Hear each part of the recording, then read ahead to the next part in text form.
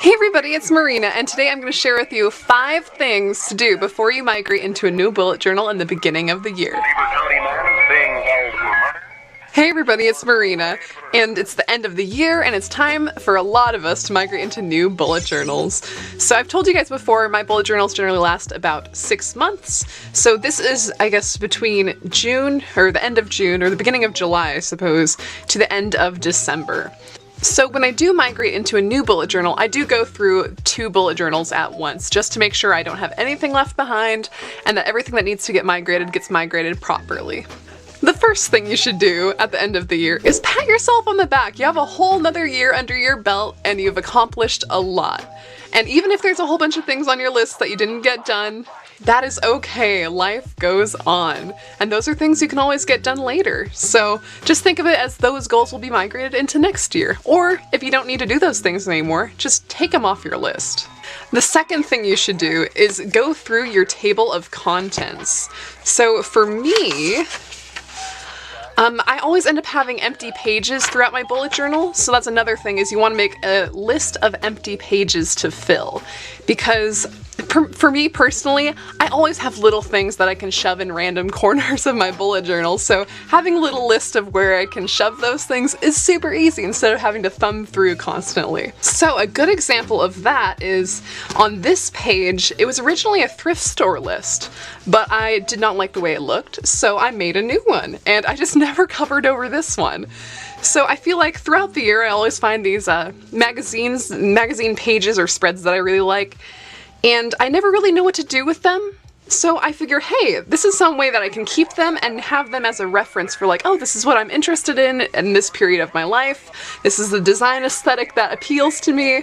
And it's a good way to cover up a page without having to, cut out a weird empty page and then do, doodles on it. This is just extra stuff to throw in there to remind you of what was going on at the time. And here I'll actually show you guys this is my real thrift store list and what that looks like. This is the one I use for the majority of the year because I realized pretty early on that this one wasn't going to work for me. So the next thing you're going to want to do is look for the things that did and did not work for you. So this is a perfect example of what didn't work for me. I realized that I do pay attention to my bills, but I don't tend to go back to the, I guess, yearly section of my bullet journal to check them off every month. So what I'm going to do is I'm going to create a bills and dates section in my calendar for my next year. So my yearly calendar, I'll just have, the dates that all of my bills are due. And then every month when I'm setting my monthly setup, then I can just reference that yearly, write them down in my monthly, where I actually will end up writing them out and making sure, to check them off properly. Now the next thing is to migrate any important information that is sensitive, like, different dates, like my boyfriend's sister, she got married, so I'm going to be migrating that type of information into my lifelong kind of booklet I have here. So this is like a traveler's notebook. I just stitched it on a sewing machine along the sides and rounded over the corners with scissors. But yeah, I have this kind of section, which is just months for different people's birthdays so I don't forget.